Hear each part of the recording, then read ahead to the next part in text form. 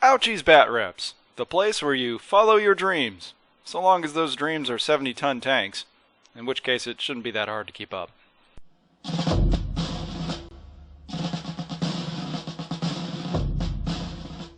Ever since I was a little boy and I was cutting my teeth in advanced squad leader, my father had gone out of his way to show me how awesome the King Tiger was. So I jumped at the opportunity to paint a couple up for a Schwere Panzer list.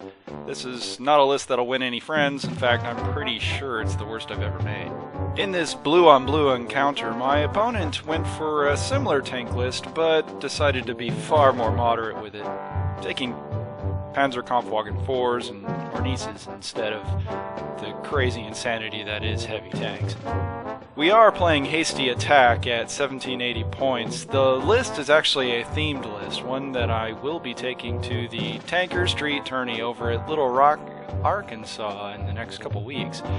Should be a lot of fun, but I need to break the rust out because I am very familiar with hordes of infantry with very little distinguishing characteristic about them, but I do have a problem running a heavy tank list, or even a German list. I'm actually quite speculative about how to even run the list. The list is actually set up as 3 individual platoons with the CEO, and I realize this is a mistake. What I should have done is set up the CEO and then the 2 IC and then create 2 combat platoons. My initial problem was that if I divvy it up that way, it's only 3 platoons that'll be on the board, but my concern is that in any mission which there is reserves, I'm only going to be deploying 2 platoons. I'm going to be leaving a bunch of tanks off the board, but if I leave one as a 2 IC and CIC, then I'm getting all 3 tanks on the board. It actually doesn't make much of a difference, but if I leave it with a 2 IC, then I get a platoon that's potentially up with 3 tanks in the assault. This is going to be an important point later on. Since this mission does have reserves, I end up deploying with just 3 tanks. I deploy 1 King Tiger over on the northern end of the board to guard the objective and keep his respective tanks from taking it, and take the CIC and his combat platoon and start rushing him up the southern edge of the board. He's actually a double ace. It's pretty awesome. He took rapid reload, all shots count, and I think Schnell, while the guy that's next to him only has Schnell, I do believe. On the northern end of the map, I waste no time pushing the Tiger tank up towards the bridge so I can start taking pot shots and generally decide the pace in which the fight's being played. He, in response, begins moving his tanks up the southern edge, trying to get into the woods that are right in front of me and try to get into a close range or some sort of covering fire against the Tiger tanks. I know I won't want to be on the receiving end of those things, so I guess it's an okay move. He also splashes them with artillery, but it doesn't do anything. The deflector shields are completely operational, and they completely bounce off them harmlessly. Scratch that, the CIC's buddy has rapid reload, so that's pretty awesome. The Hornises, however, have a nice firing platform on top of that hill. They can see everything down below. All my moves are being dictated by whether or not his shots are coming off on the front or flanks of the Tiger tanks. He gets air support, and he does a lot.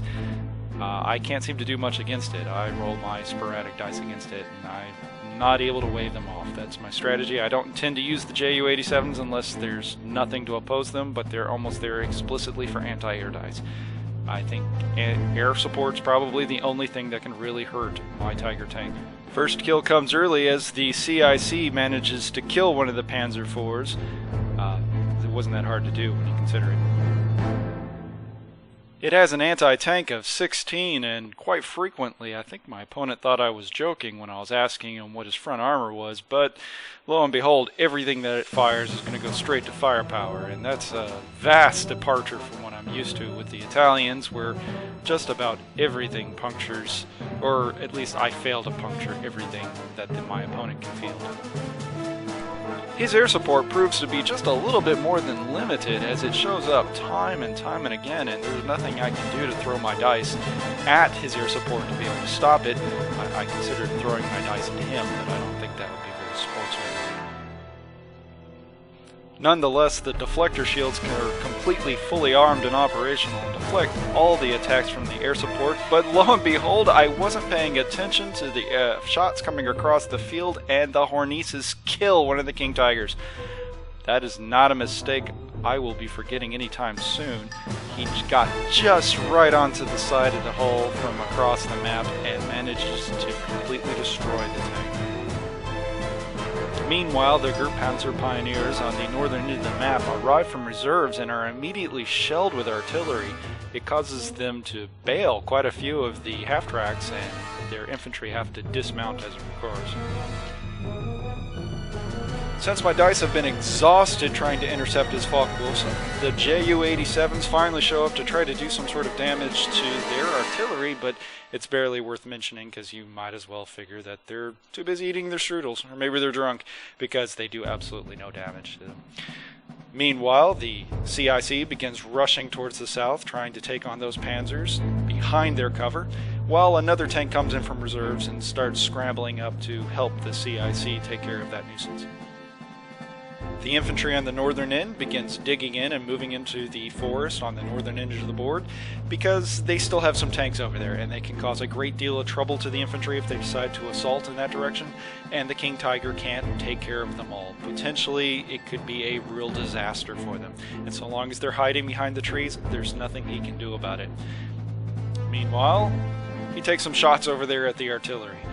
It's got a long reach, that cannon on that thing. It's just reaching across the board, tagging everything within line of sight.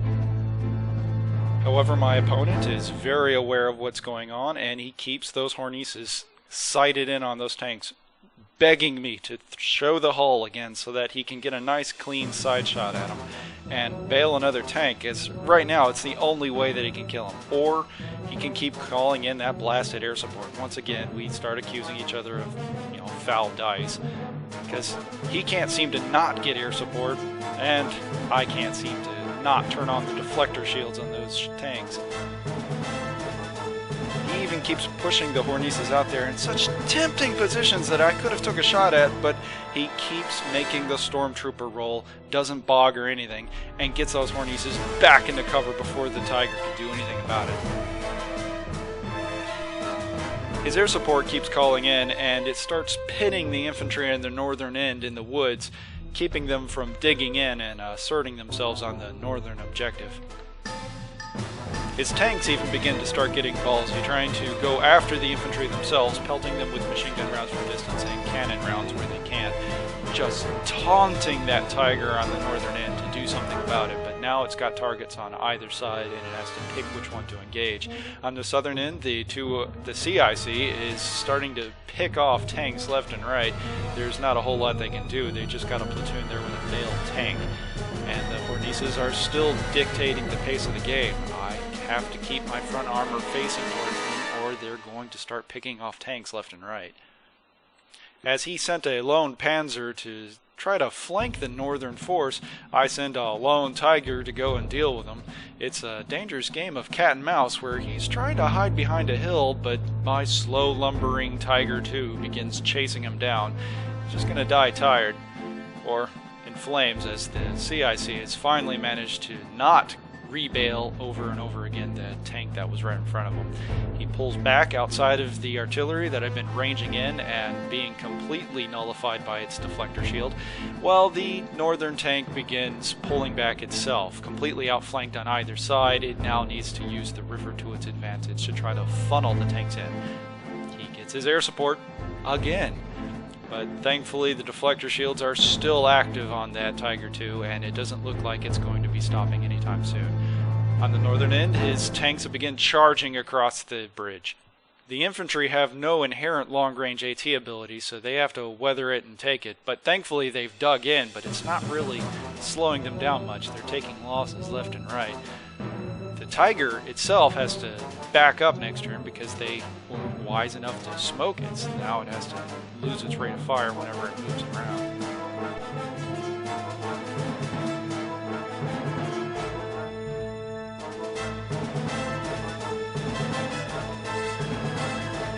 The Northern Tiger II pulls back again, shelling the tanks that are assaulting it left and right, bailing and destroying what it can, while the other combat platoon begins wheeling far to the north to begin to try to cover the assault that my opponent's trying to make on the northern objective.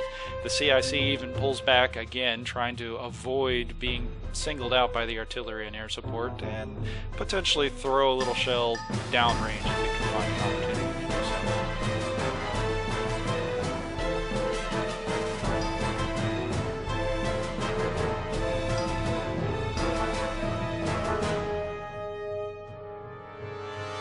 My opponent keeps his panzers floored, gunning it towards the objective as the Tiger II backs up as fast as it can, but it's not fast enough. It's 8 inches versus his normal tank move plus Stormtrooper, which I haven't been making lately for that tank up there.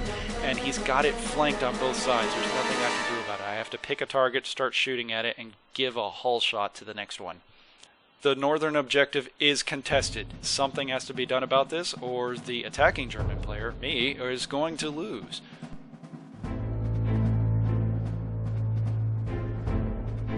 More tanks begin shoring in as I floor the Tiger IIs as fast as they can over towards the objective to try to peel them off. He's got a window of opportunity here. It's just far enough outside the infantry that I'd have to get out and assault them over an open ground in order to be able to contest the objective. So he's either going to take it now or he's not. I spend a turn shooting at him and completely whiff it. There's nothing that happens. As a matter of fact, he even fires back and nothing happens to me in return. It is a round of bad dice rolls for both of us. My gunner eventually corrects his prescription on his glasses and manages to kill one of those Panzer Kampfwagen 4s.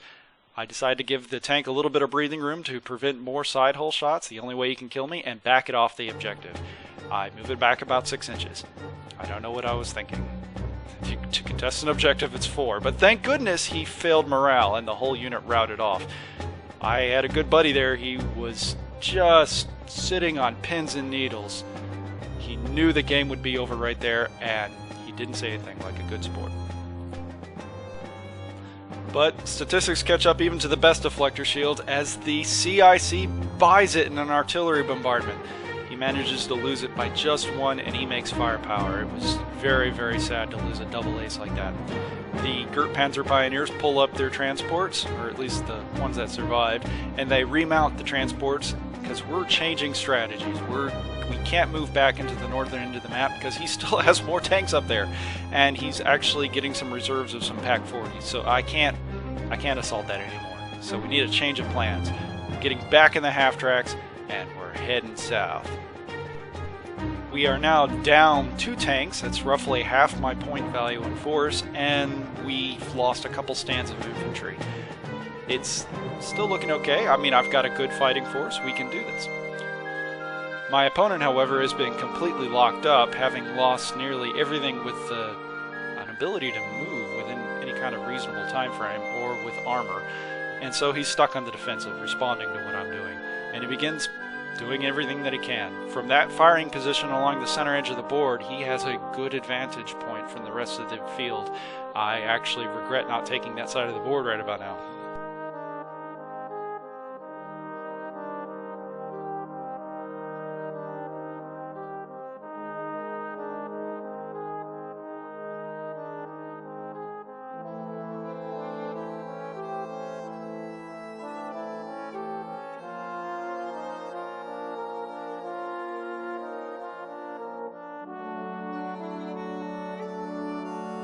The half-tracks trundle up behind the forest and the ridge line, trying to gain what cover that they can and dismount the infantry. We're going to assault the artillery on the southern edge of the board. It's actually a little unseen over at the bottom left of the screen.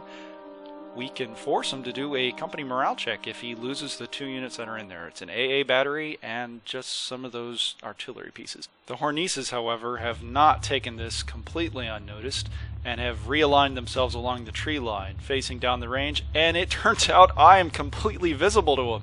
Not only are the infantry getting shelled by artillery, the Hornices are popping half-track after half-track.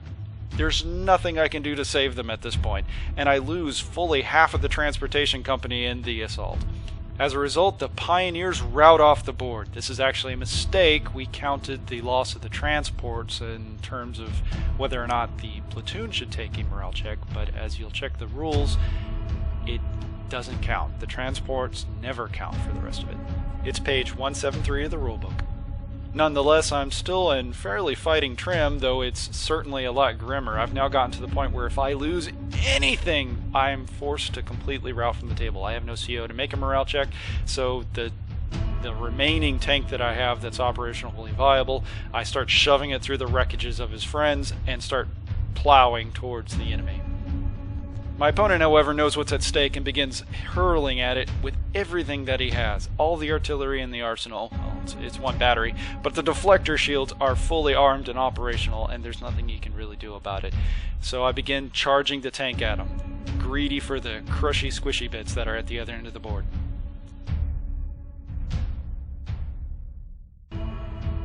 At this point, I have fully learned my lesson regarding those Horneses and the problems with exposing any of the side arcs to them, and every move is very carefully done with the expressed interest of keeping those shots going along the front flank, because so long as it's going along the front end of the tank, he can't hurt it. He doesn't have the AT to actually so much as scratch the paint on it. And the charge begins. I am flooring the tank into the infantry that are in front of him, which is nothing but a staff team and a command team for the artillery piece, and he gets his reaction shots at him. This is when everything comes down to the line. He can potentially destroy it because those artillery pieces, even though they're not great anti-tank guns, can puncture the side armor. He has an anti-tank of 10 versus my side armor of 8. It could hurt him, but thank goodness it doesn't, and I completely overestimated the value of it when I initially thought it through of what my strategy was going to be, and I completely ignored the fact that I could just charge over there and just kill him. And that's exactly what they're doing. They start plowing through infantry after infantry as he pulls back into the very corner of the map, but he's not going to be able to move much further because guns fight or die. Once he gets into close combat, he's going to start killing them. Assuming I can make the rolls. We had a slight digression in the rules, and we ended up rules lawyering it for a bit and rolling off on what the result was. But the end result wasn't really all that much different. It took him a couple turns, and he plowed through, or he will plow through, the entire detachment of artillery and anti-aircraft guns over there.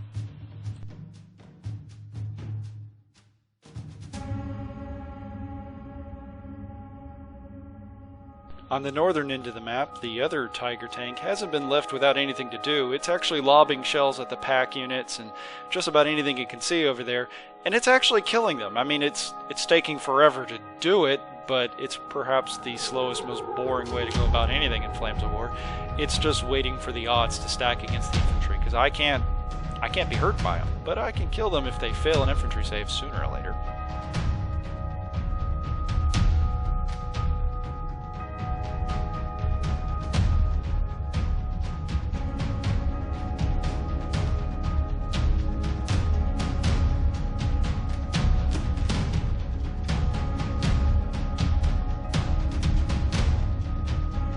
The northern tank, successfully having destroyed most of the pack units and at least pushed some of his tanks further back, begins gunning it over the bridge for the second time to be able to tangle with some of the units over there and give my opponent something to be concerned about. I'm hoping to pull the Horneses off just a little bit so that I can give the tank on the southern end just a little bit more breathing room as he charges up the middle of the board. And just as much, my hopes are completely dashed as I kill his artillery unit to the man, but he makes a last man standing roll and he routs off the board. He successfully makes a skill test and I lose the victory point for it. Now I have to kill another platoon, and it's going to be a lot harder. I have to go after the Horneses, I think, or try to keep shelling at the packs until the store closes or whenever that'll be. That's not very interesting. So we're moving the tanks forward and we're just going to run them over. They've got paper-thin armor. It's insulting to my King tanks to have to deal with them at such range. We're just going to go over there and run them over. It's the only proper thing to do now. His air support once again decides to show up, but once again the deflector shields are fully armed and operational. I have literally made well over 20 top armor saves, and he begins calling my dice stacked, and I would do the same thing in his position. It's pretty ridiculous. Nonetheless, I begin chewing up his Ornices, but he moves his Panzers down to the northern objective, and there's nothing I can do to stop him. My Tiger's just too out of position to kill them all or cause a rout. And that's been an Ouchies Batrep, and thanks for watching. The game would have been over at around turn 12 if this was a tourney setting, but it wasn't. And it would have been a fair fight victory then, but there's nothing fair about that many King Tigers.